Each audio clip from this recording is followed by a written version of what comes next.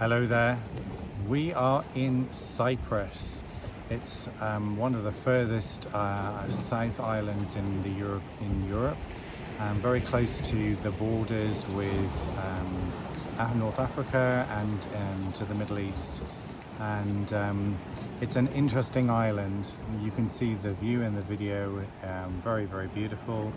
And the spirit of the ocean here is very, very strong and extremely healing. The times that we've spent in the sea have been very, very magical.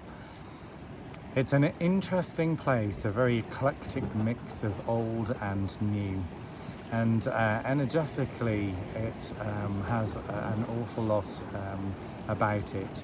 Not necessarily all good. So there are British military bases here on the island, and there is also a harp installation, one of the weather manipulation installations here on the island, and this really affects the energy here.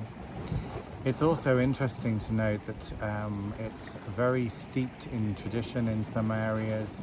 The Greek Orthodox Church is very strong in many places, and there are an awful lot of very traditional ceremonies that they are still doing in these churches. We actually witnessed one in Limassol, a christening, where what they were doing to the poor child, and we ended up energetically deleting everything they were trying to do, not realizing, of course, that some of these rituals that they do in these churches are actually satanic.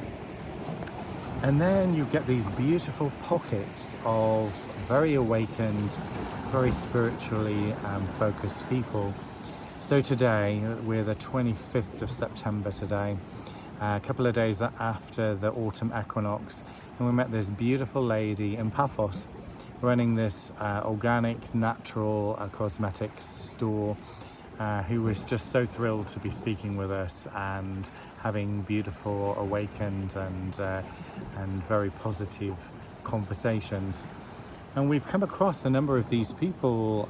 We seem to have this habit actually of being able to find them out, and we really trust our higher selves and the universe to be guiding us to these people and in the places that we visit. And we've certainly met a few. We also have another evening coming up tomorrow where we're going to be meeting with more awakened people and people who are on a spiritual path.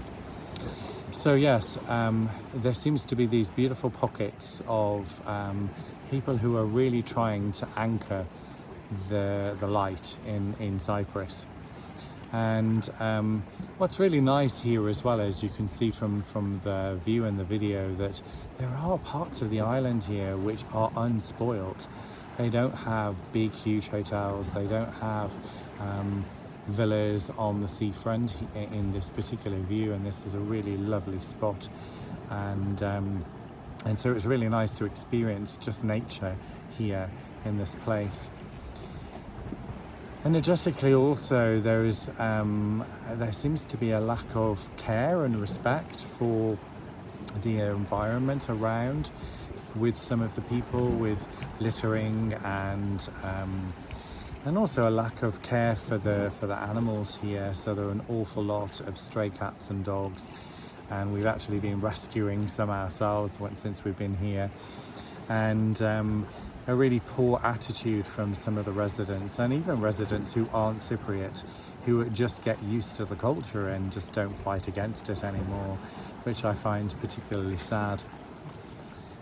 And this has been one of the most challenging parts for me personally, is to see how the animals are treated, and to know that it's such a big problem here and that there's so much suffering.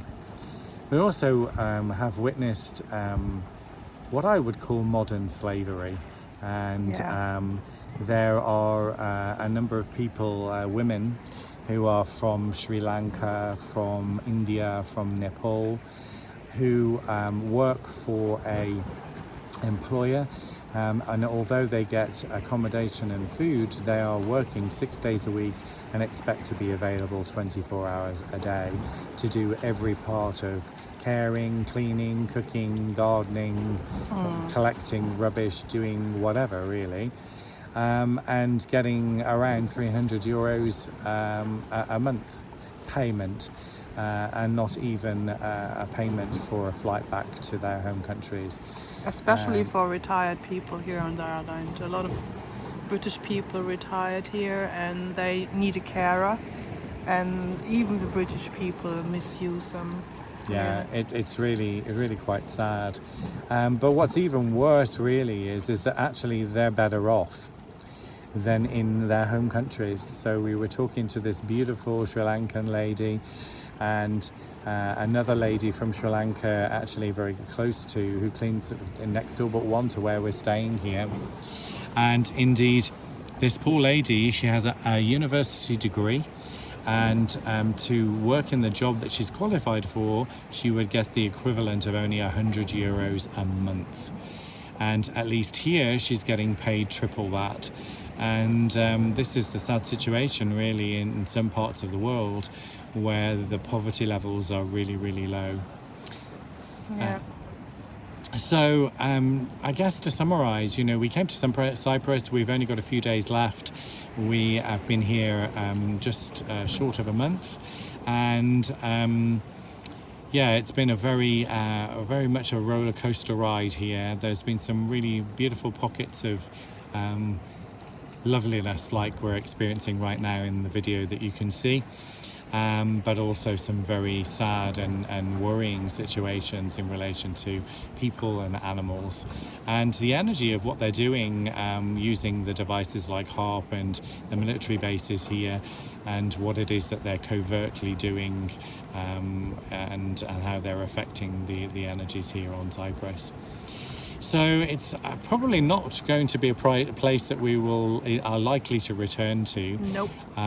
It's not something that we would rave about, and we move on to our next adventure, which is actually going to be Malta. It's somewhere where I'm fairly familiar with, and Susanne not. So it's going to be. I'm very interested to see how Susanne finds the energies in Malta and how she experiences it. So maybe she'll do a little bit more talking in the next video. Well, you didn't let me talk. When we talk about You're talking all the time. When we talk about Malta. No, all well done. So hear you soon. Bye.